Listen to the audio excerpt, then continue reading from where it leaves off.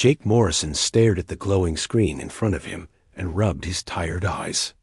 The translation software had been acting strange all week. Simple words came out wrong, and formal phrases turned into something completely different. He was the communications officer aboard the research station Harmony Point, and fixing these problems was his job. The Sylvani had arrived 3 months ago. They looked like the elves from old Earth stories, with their pointed ears and graceful movements. Their skin had a soft glow, and their eyes were large and bright. They spoke in a musical language that sounded like singing. The translation computers worked hard to change their words into English, but something was going wrong. Jake heard footsteps behind him. He turned around and saw her walking toward his desk. Lirelei was the lead language expert for the Sylvani team. She was tall and moved like she was dancing, even when she was just walking. Her silver hair fell past her shoulders, and her green eyes seemed to see everything. Jake felt his heart beat faster whenever she came near. "Good morning, mate," Lirelei said in her soft voice. The translation device on her collar changed her musical words into English.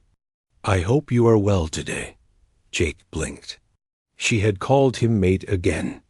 The translation software had been doing this for days now. Every time Lirelei tried to say colleague or coworker, the computer changed it to mate. Jake knew he should fix the error, but something stopped him. He liked the way it sounded when she said it. "Good morning, Lirelei," Jake replied. "I'm doing fine. How can I help you today?" Lirelei tilted her head to one side. She did this when she was thinking hard about something. "The other humans look at us strangely when I speak to you. Do I say something wrong?" Jake felt his face get warm.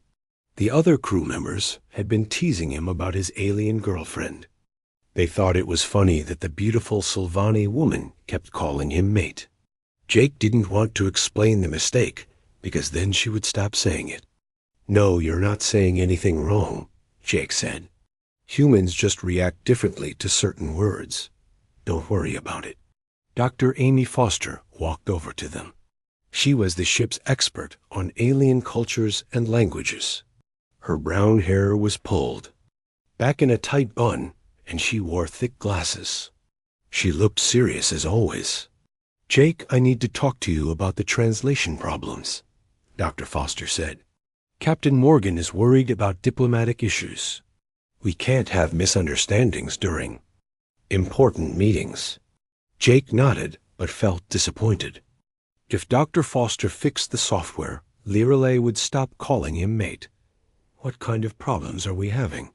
"The software keeps changing formal address terms into personal ones," Dr. Foster explained. "Yesterday, during the science meeting, Lirelei kept referring to you as her mate instead of her colleague." The Sylvani delegation looked confused, and our people started whispering. Lirelei's eyes grew wide. "Did I cause problems? I do not understand why everyone reacts this way to my words." Dr. Foster looked at her kindly. "In human culture, the word mate has romantic meaning. When you call Jake your mate, it sounds like you are saying he is your boyfriend or husband." Lirelei's glowing skin turned a deeper shade of gold. This was how Sylvani people blushed. She looked at Jake with surprise. "I did not know this. I apologize for the confusion." Jake felt sorry for embarrassing her. "It's okay, Lirelei. The translation computer made the mistake, not you. I should have told you sooner." "But why did you not correct me?" Lirelei asked. Her green eyes studied his face carefully. Jake looked down at his hands. He couldn't tell her the real reason. "I didn't want to interrupt your work.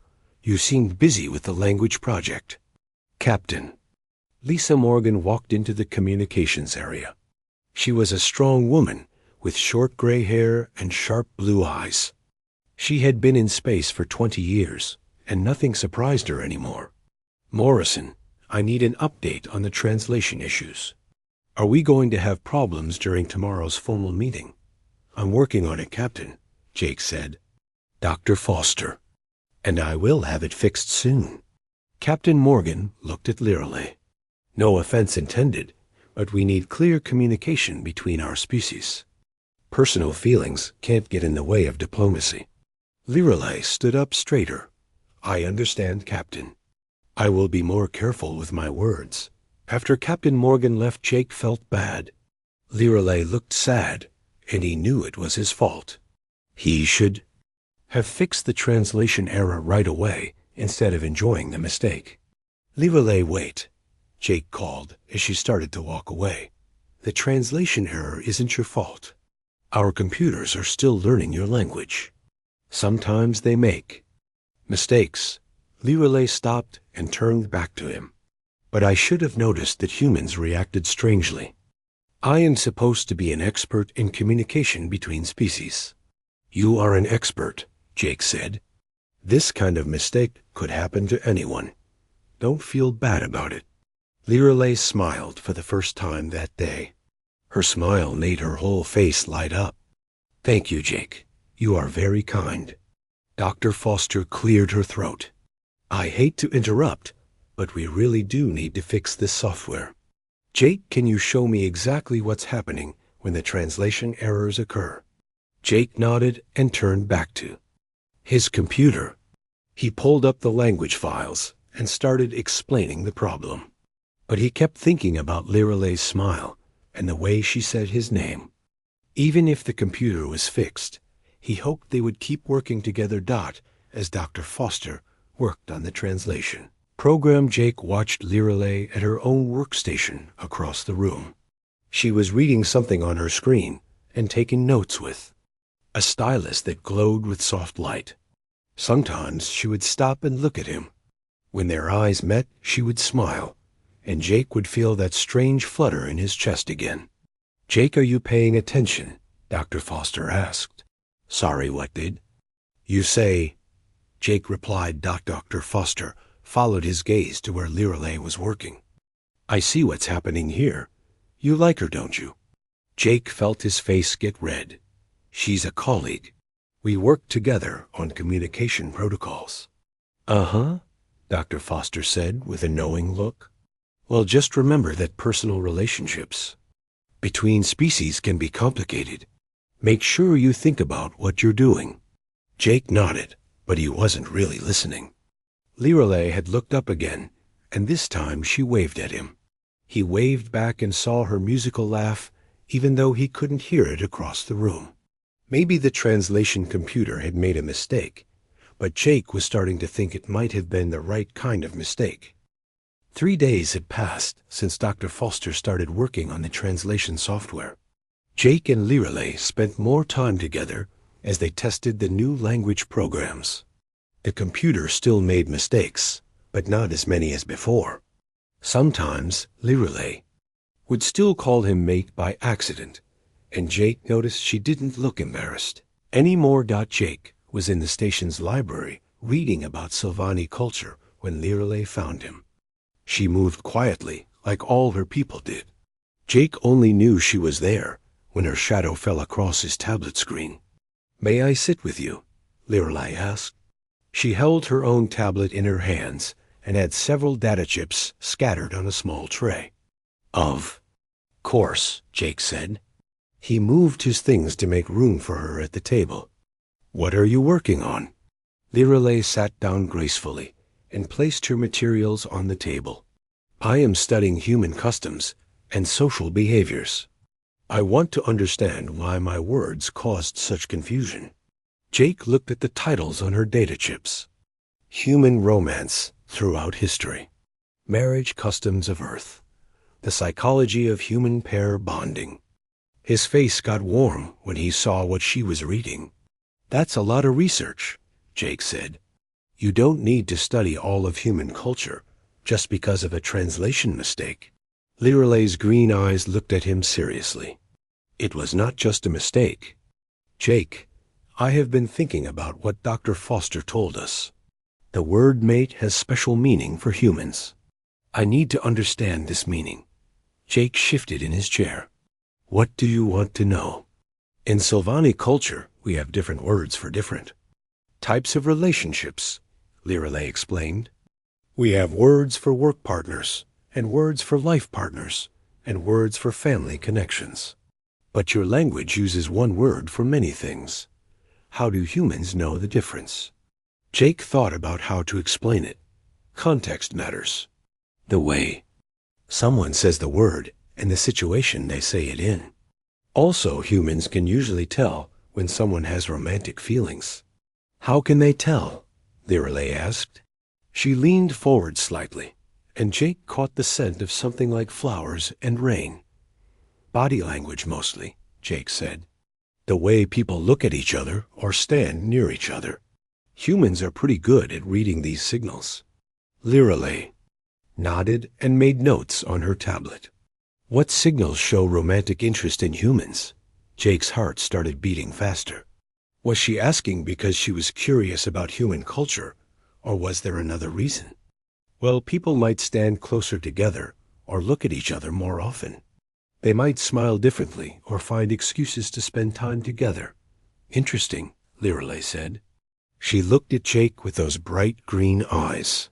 And what about you? Jake, how do you show romantic interest? Jake felt like his face was on fire. I don't really have much experience with that. Lirelei tilted her head. You have never had a romantic partner. Not really, Jake admitted. I've been focused on my work. Space stations don't have many people, and most of my assignments have been short-term. That seems lonely, Lirelei said softly. Sylvani people need close connections with others. We do not do well alone. Jake looked at her face and saw something.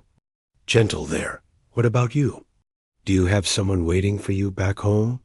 Lirelei shook her head. My work has always been most important to me. I travel between worlds studying languages and cultures. It is hard to form lasting bonds when you are always moving. They sat quietly for a moment. Jake felt like there were things he wanted to say, but didn't know how. Lirelei went back to reading her tablet, but he noticed she stayed sitting close to him. Jake, Lirelei said after a while, may I ask you something personal? Sure, Jake replied. When I called you mate before we knew it was a translation error, did it make you uncomfortable? Jake thought about lying, but decided to be honest. No, it didn't make me uncomfortable. Actually, I kind of liked it. Lirelei's skin took on that golden glow again. You liked it. Why? Jake took a deep breath. Because it felt nice to have someone call me that, even if it was just a mistake. It was not entirely a mistake, Lirelei said quietly. Jake looked at her in surprise. What do you mean? Dr. Foster told me something yesterday, Lirelei said. She discovered why the translation computer kept making that particular error. The software reads emotional patterns in our voices and body language. It tries to match the meaning of words with the feelings behind them. Jake felt his mouth go dry. What kind of emotional patterns? The computer detected signs of attraction. Between us, Lirelei said, it interpreted my formal words through the lens of those feelings. That is why it kept translating my professional address as something more personal. Jake stared at her. You mean the computer knew we were attracted to each other before we did? I think I knew, Lirelei said. I was just not sure if humans could feel attraction to someone from another species. Jake laughed nervously. Humans can feel attraction to just about anyone. We're not very picky that way. Lirelei smiled. And what about you, Jake? Do you feel attraction to me? The question hung in the air between them. Jake looked at Lirelei's beautiful face and her kind eyes and her graceful hands holding the tablet. He thought about how smart she was and how patient she had been with the translation problems. He thought about how her laugh sounded like music and how she made him feel calm and nervous at the same time. Yes, Jake said. I do. Lirelei's smile got brighter. I am glad. I was worried that my interest in you was one-sided. Jake felt relief wash over him. So what happens now? I do not know, Lirelei admitted. This is new territory for both our species.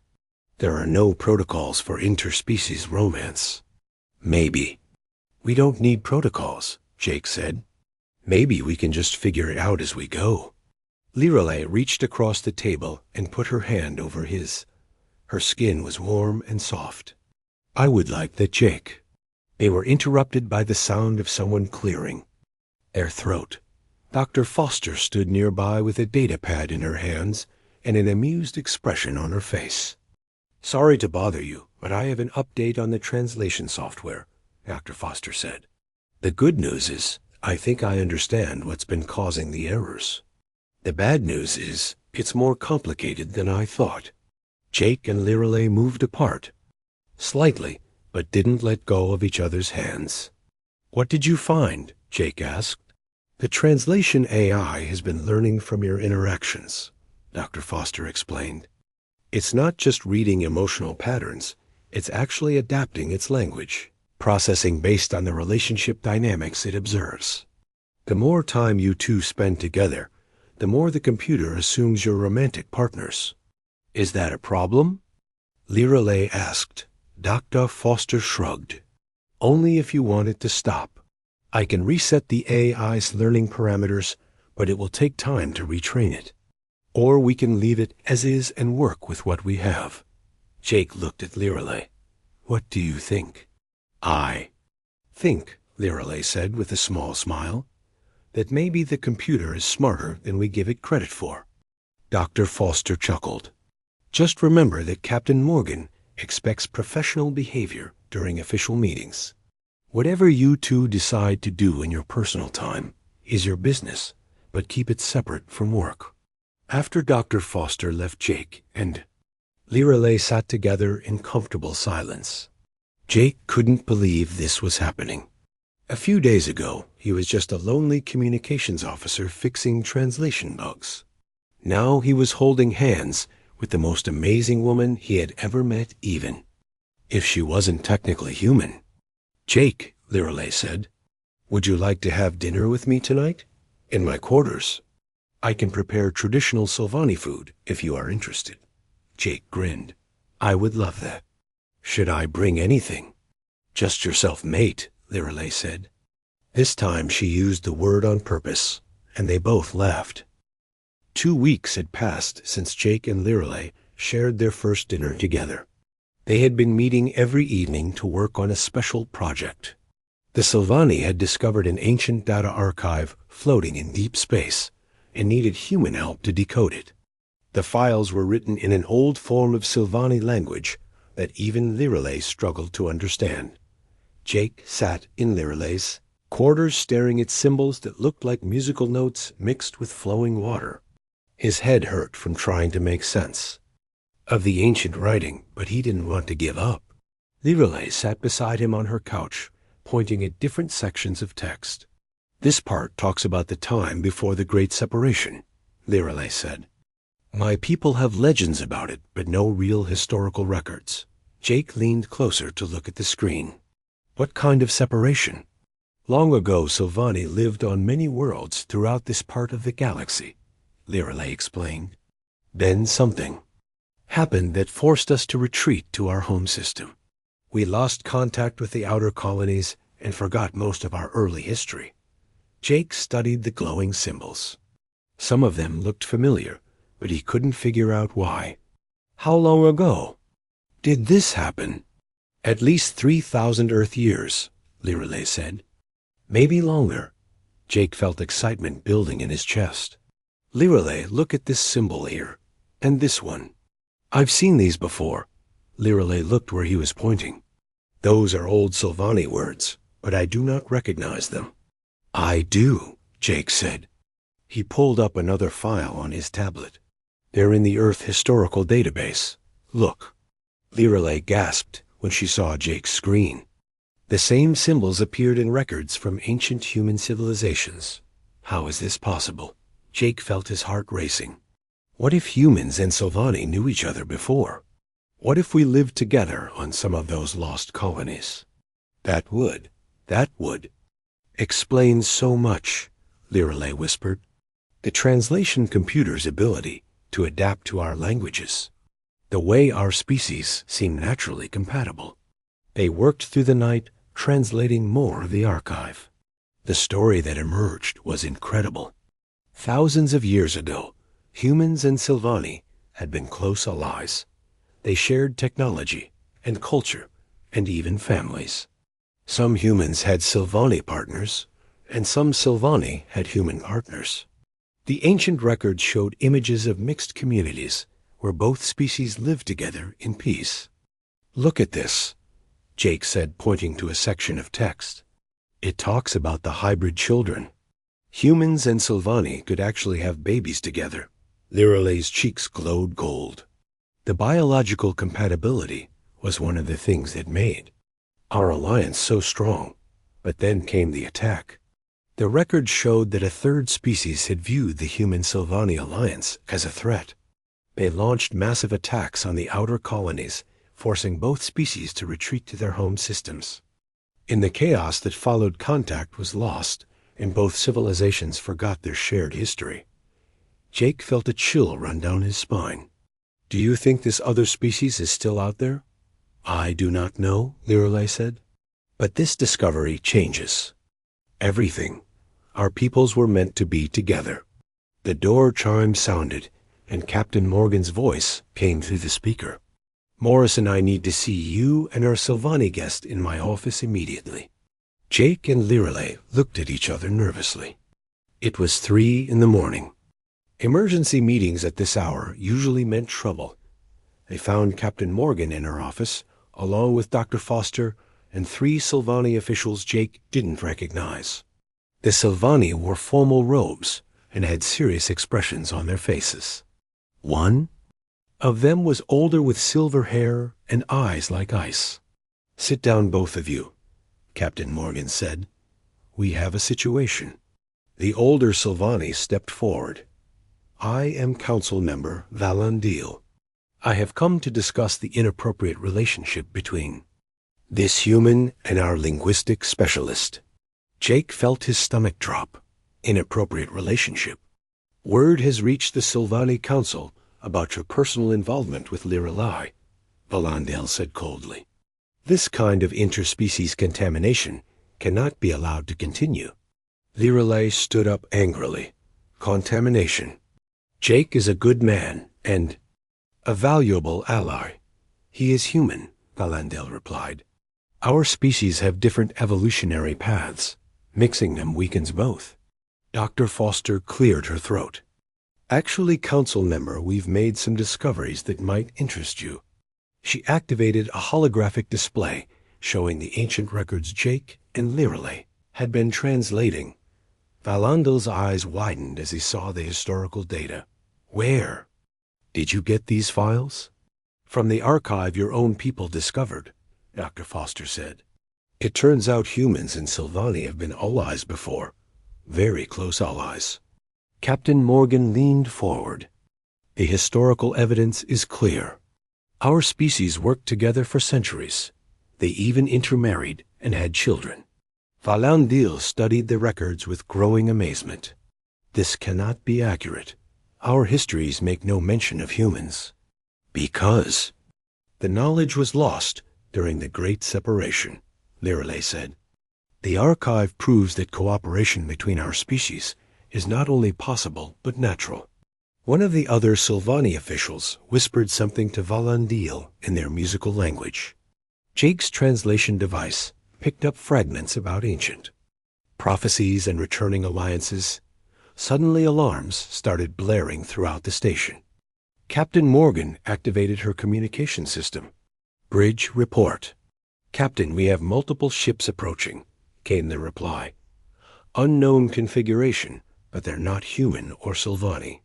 Jake felt ice in his veins. "The third species from the records." Captain Morgan stood up quickly. "All hands to battle stations. Council Member, I suggest you and your people prepare for possible evacuation." "We will not run," Valandil said firmly. "If these are the same beings who destroyed our ancient alliance, then it is time to face them." The station shook as energy weapons struck the outer hull. Jake grabbed Liralay's hand as the lights flickered. We need to get to the communications center. If we're going to fight these things, we need to coordinate our defenses. Go, Captain Morgan ordered. Get our people talking to their people. We're stronger together.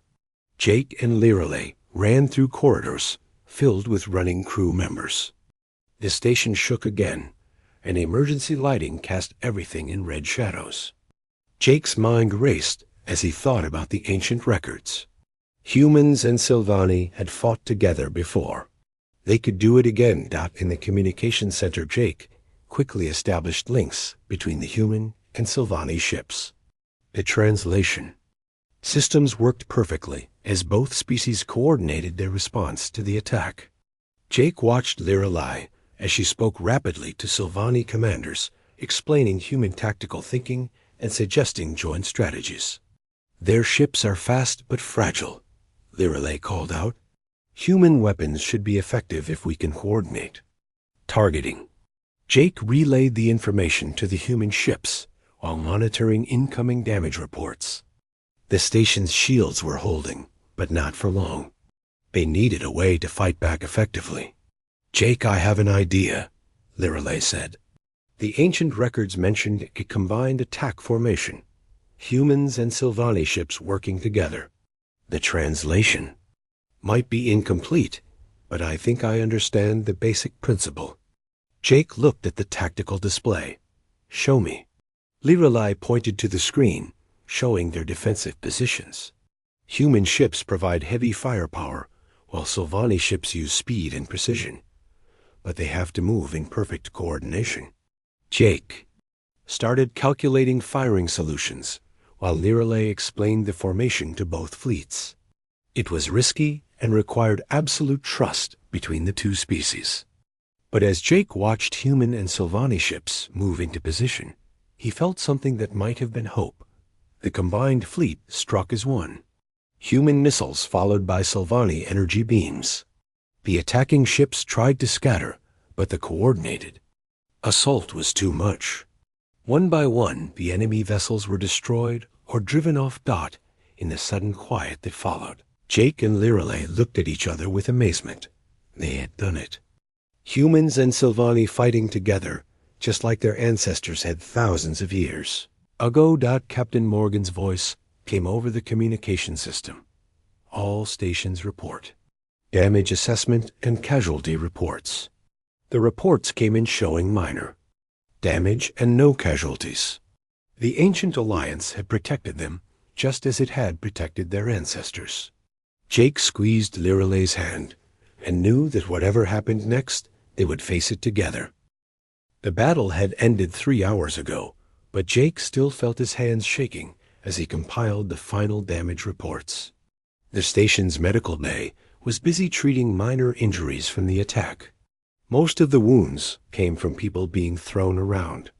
When the ship shook not from enemy weapons, the combined human and Sylvani defense had worked better than anyone expected. Liralay sat beside him, entering data about the enemy ships they had captured.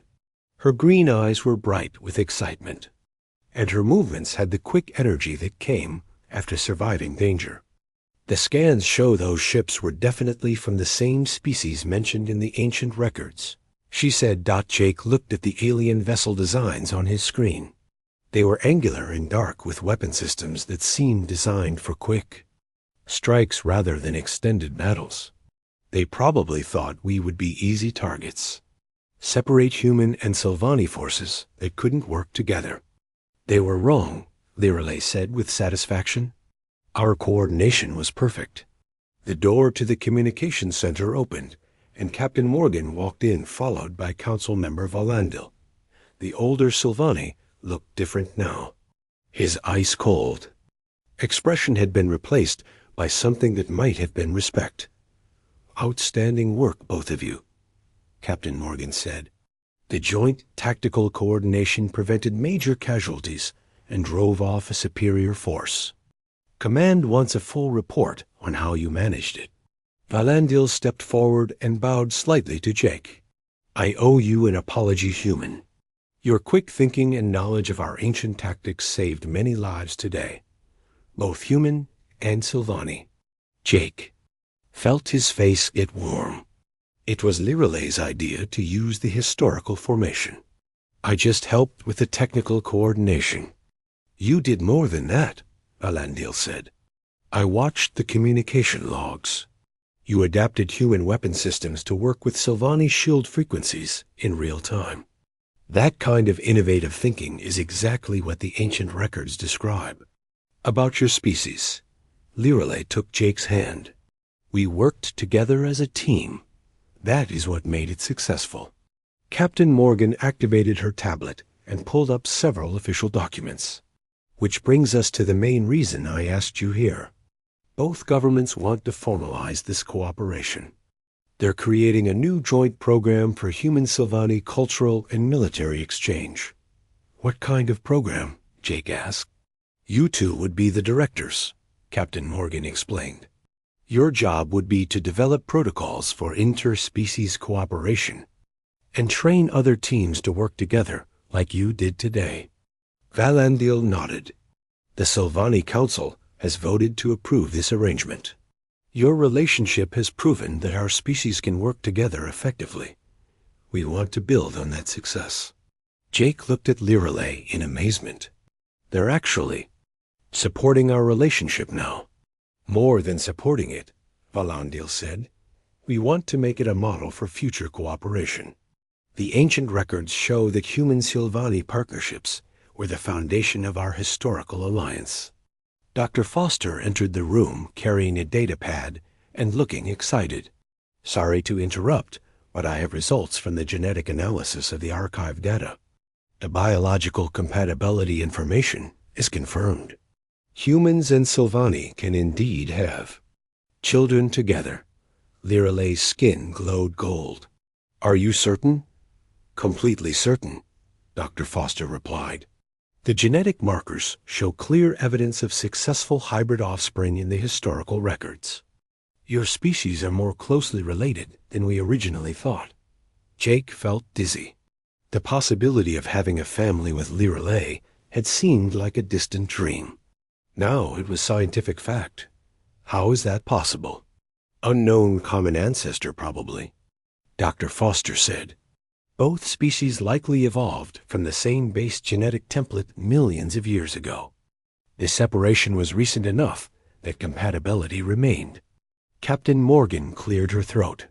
Which brings us to another matter. Command has approved your request for extended assignment together. They're giving you the new exploration vessel, Destiny, for your joint missions. Jake's heart jumped. Our own ship. State-of-the-art design with both human and Sylvani technology, Captain Morgan said. Your first mission will be to make contact with other species and establish peaceful relations.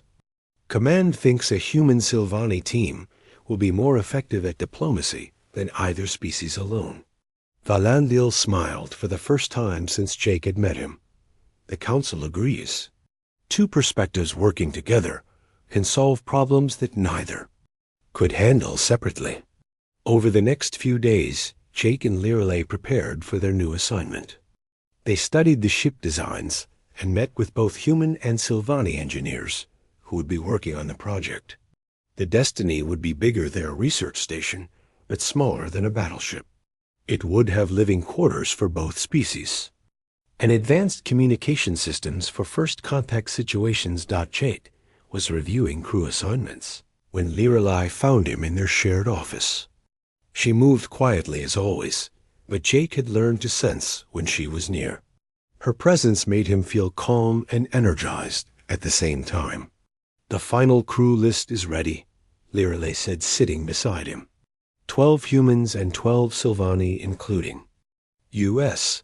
Dr. Foster has agreed to be our science officer. Jake looked at the names on the list. These are good people. We're going to have an amazing team. Liralay was quiet for a moment. Then she said, Jake, can I ask you something personal? Always. Jake replied, when we have our own ship and our own mission, do you think we might have time for a personal relationship as well as a professional one? Jake turned to face her fully. What are you asking? Liralay's green eyes were serious but hopeful. I am asking if you would consider making our partnership permanent. In both senses of the word, Jake felt his heart skip. Are you proposing to me? In human terms, yes, I suppose I am, Liralay said. In Sylvani culture, it would be called life bonding. The commitment to share all experiences together. Jake looked at this amazing woman who had come into his life because of a translation error. She was brilliant and brave and kind. She had saved his life during the battle and made him feel complete in a way he had never experienced before. Yes, Jake said. Yes, I want to make it permanent. Liralay's smile was brighter than the station's artificial sun. She leaned forward and kissed him gently. Her lips were soft and warm and tasted like the sweet fruit from her home world. When they separated, Jake said, I love you, Liralay. I can't believe a computer glitch brought us together. Not a glitch, Liralay corrected. The computer was working perfectly. It saw what we were too scared to admit, Jake laughed, that we were meant for each other. Exactly, mate, Liralay said, using their special word. We were always meant for each other. 2 weeks later, Jake and Liralay stood on the bridge of their new ship. The Destiny was beautiful, with curved walls that reminded Jake of Sylvani architecture and practical human engineering throughout. The crew worked together seamlessly with humans and Sylvani, sharing duties and knowledge. Captain Morrison, the navigation officer, called out, We're approaching the coordinates for first contact with the Centauri species. Jake still felt strange being called captain, but Liralay had convinced him he was ready for the responsibility. Thank you, Lieutenant. Open a communication channel. Channel open, sir, came the reply. Jake looked at Liralay, who nodded encouragingly. Unknown vessel, this is Captain Jake Morrison of the Terran Sylvani Alliance ship Destiny. We come in peace, seeking friendship and understanding between our peoples. The response came quickly in a harsh mechanical voice. Alliance ship, you are not welcome here. Leave immediately or face destruction. Jake and Liralay exchanged glances. It was going to be another challenging first contact, but they had faced worse. Together they could handle anything the galaxy threw at them. Maintain position, Jake ordered. Let's show them what human stubbornness and Sylvani patience can accomplish. 6 months had passed since the encounter with the hostile Centauri. Jake stood in the observation deck of the Destiny, watching stars streak past as they traveled to their next assignment. The Centauri had eventually agreed to peaceful contact. After seeing how well humans and Sylvani worked together, it turned out they were afraid of being conquered by a powerful alliance.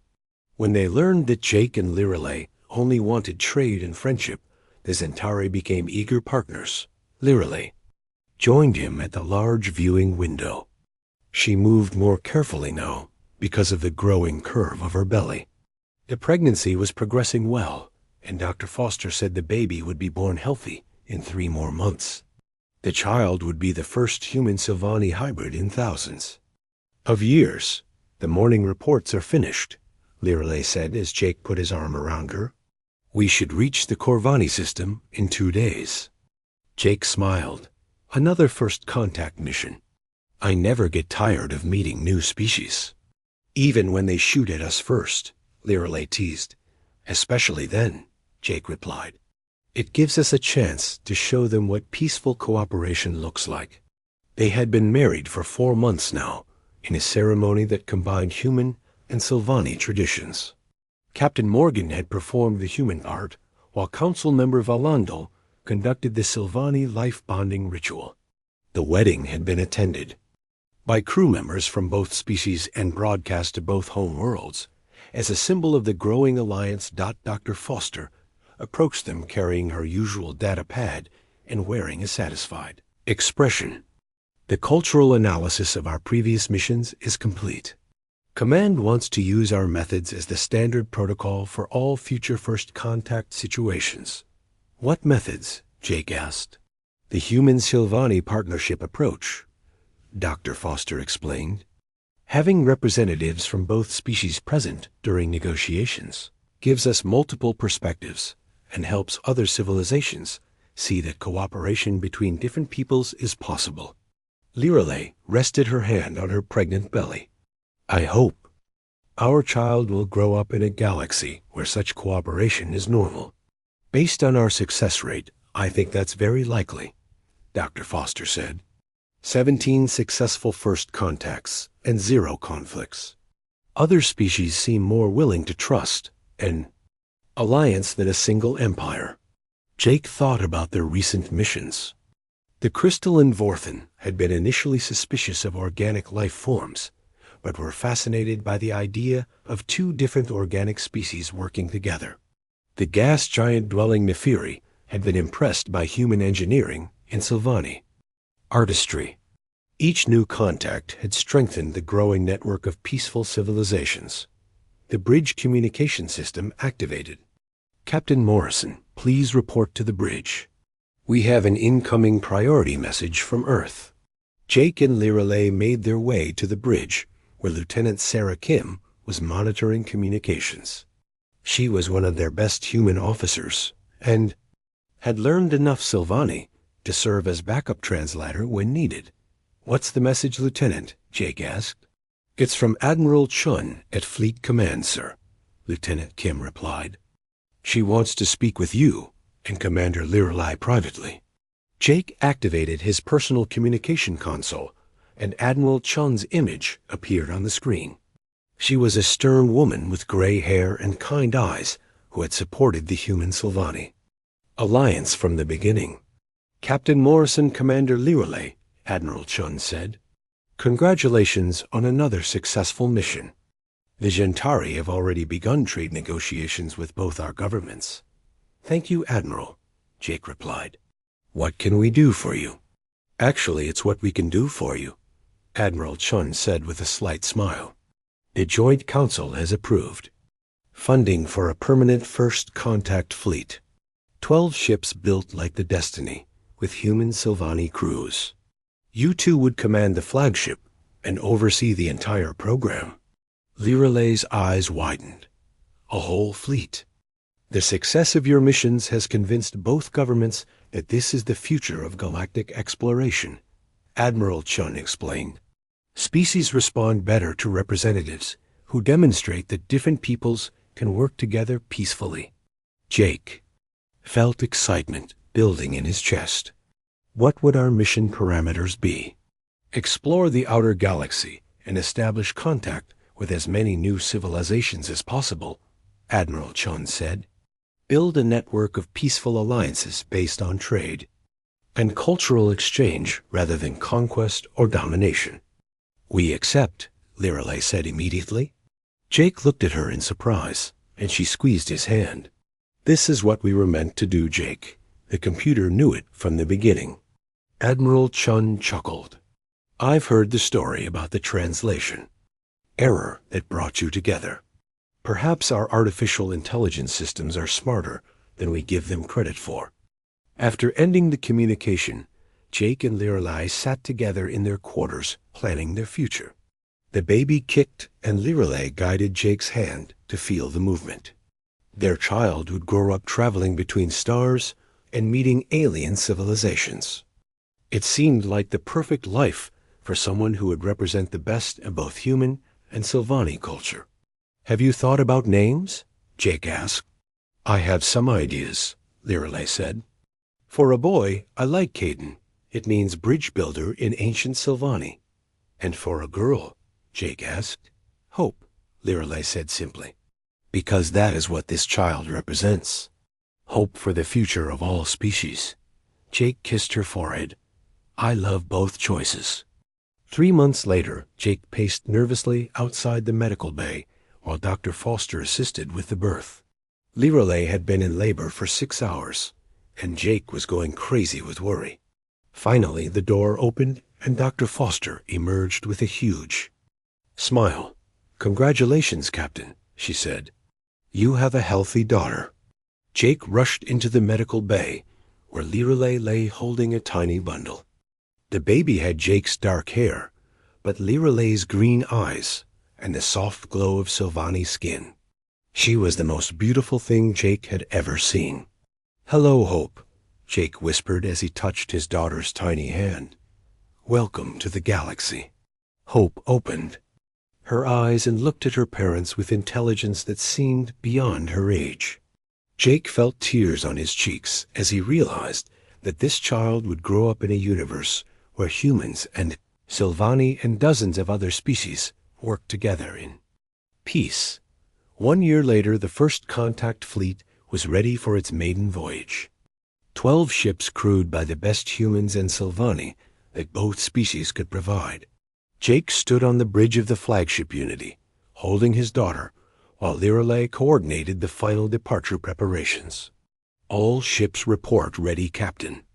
Lieutenant Kim announced. Jake looked around the bridge at his mixed crew of humans and Silvani working together with perfect coordination. He thought about the translation error that had started it all and smiled. Sometimes the best things in life came from unexpected mistakes. "Take us out, Lieutenant," Jake ordered. "Let's go make some new friends." As the fleet jumped to hyperspace, Jake held his family close and thought about the future. Hope babbled happily in his arms, while Lirelei checked star charts for their first destination. They were heading toward unknown regions of space where new civilizations waited to be discovered. Dr. Foster approached with her final report on their previous missions. 23 successful first contacts and a growing network of peaceful alliances, she said. "The translation protocols you developed are being used throughout the galaxy." "It all started with a simple computer error," Jake mused. "No, Lirelei corrected gently. It started with 2 people who were meant to find each other. The computer just helped us realize it." Hope reached up and grabbed Jake's finger with her tiny hand. Her grip was strong, and her eyes were bright with curiosity about the world around her. She would grow up traveling between stars and meeting beings her parents could never have imagined. "Ready for another adventure, mate?" Lirelei asked, using their special word. Jake looked at his wife and daughter and felt complete happiness. "Always ready when I'm with you." The Unity and its escort ships flew deeper into unexplored space, carrying the message that different species could work together in peace. Behind them, they left a growing alliance of civilizations that had learned to trust each other because they had seen what cooperation could accomplish. Jake Morrison had started as a lonely communications officer fixing translation errors. Now, he was the captain of a fleet that was changing the galaxy one first contact at a time. And it had all begun because a computer glitch made the woman he loved call him mate. Looking back, Jake realized it hadn't been a glitch at all. It had been exactly what both he and Lirelei needed to hear.